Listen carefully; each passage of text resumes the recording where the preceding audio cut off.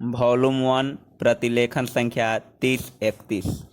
महोदय, प्रशासन का यह कर्तव्य हो जाता है कि वह सतर्क रहे और अधिकारी लोग अपने को निष्पक्ष रखें, किंतु जो जनता के अंदर एक गिरावट आती है जा रही है वह भी एक देखने की बात है। इसलिए मैं चाहता हूं कि सरकार कोई ऐसा प्रयत्न करे जिसमें कि भ्रष्टाचार को रोकने के लिए जो लोगों का नैतिक स्तर ऊंचा होना आवश्यक है उसको ऊंचा किया जा सके। उसके लिए जो भी वह कर सके करे। मुझे कहना तो बहुत कुछ था, लेकिन चूंकि मेरा समय समाप्त हो गया है, अब मैं और कुछ नहीं कहना चाहूँगा महोदय। इसलिए मैं माननीय रक्षा महोदय का ध्यान इतिहास की उस चेतावनी की ओर दिलाना चाहता हूँ कि हिमालय की चोटी पर जिसका अधिकार रहा है उसका गंगा और यमुना के मैदान पर भी अधिकार रहा है। हम इस आशा में नहीं रह सकते कि हम दुश्मन को हिमालय की चोटी से उतरने दे और फिर मैदान में उसका मुकाबला करे।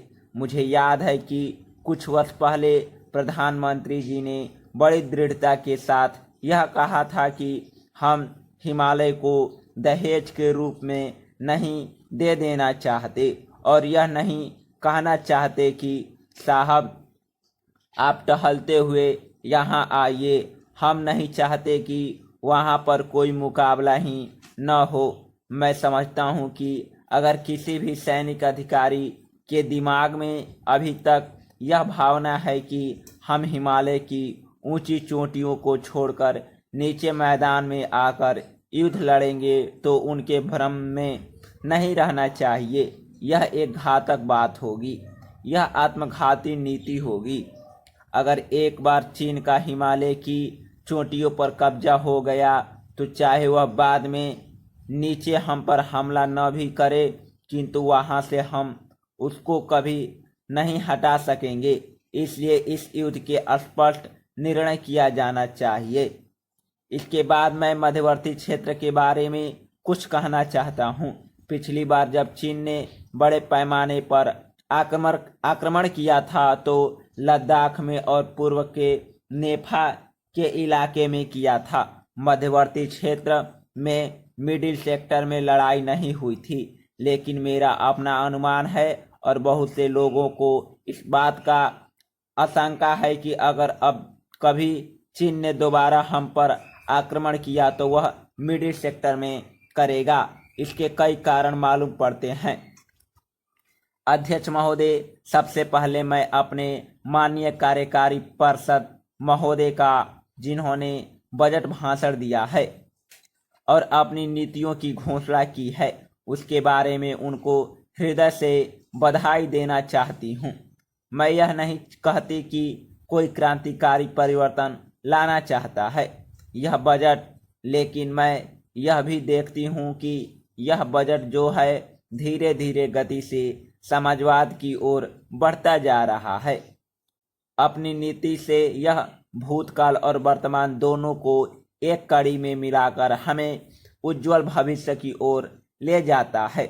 मुझे ऐसा कहना है इस भाषण को पढ़ने से कि इसमें हमारा कोई भी वर्ग समाज का ऐसा नहीं है जिसे अछूता छोड़ा गया हो, क्योंकि भारतवर्ष एक कृषि प्रधान देश है और मैं समझती हूँ कि इस बजट के दौरान यह पूरी तरह से कोशिश की गई है कि ग्रामीण अर्थव्यवस्था को, जिसे हम अर्थव्यवस्था की रीढ़ भी कह सकते हैं, उस ढांचे में उस रीढ़ की हड्डी को और भी सशक्त बनाने की पूरी तरह से प्रयत्न किया गया है। हमारे ग्रामीण भाइयों के लिए जो कोशिश की गई है इस बजट के अंतर्गत वह है उनको सिंचाई के लिए कुएं, गांवों में उनके लिए पक्की सड़कें, जिससे उनके खेत और घर दिल्ली के साथ जोड़ने की कोशिश की गई है। जितनी भी हमें व्यवस्था की गई है उससे ग्रामीण भाइयों को बड़ी भारी सहायता मिलेगी। उसके अतिरिक्त ग्रामोद्योग के द्वारा जो रोजगारी का प्रबंध किया गया है उससे भी ग्रामीण अर्थव्यवस्था को एक बहुत बड़ी सहायता मिलेगी।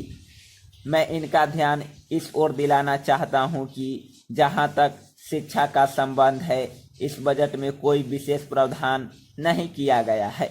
मैं यह नहीं कहती कि शिक्षा के दौरान ज़्यादा स्कूल न खोले जाएं, पर हमारी यह नीति होनी चाहिए कि भले ही स्कूल थोड़े खोले जाए, पर सबसे बड़ी आवश्यकता इस बात की है कि शिक्षा की नीति में परिवर्तन की ज़्यादा आवश्यकता है, क्योंकि हम प्रजातंत्र में रहते हैं।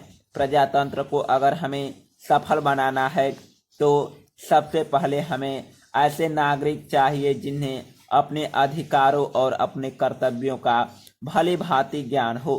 शिक्षा की वर्तमान नीति से हमें अपने अधिकारों के प्रति ज़्यादा सजग होंगे और कर्तव्यों के प्रति बिल्कुल सजग नहीं होंगे। समाप्त।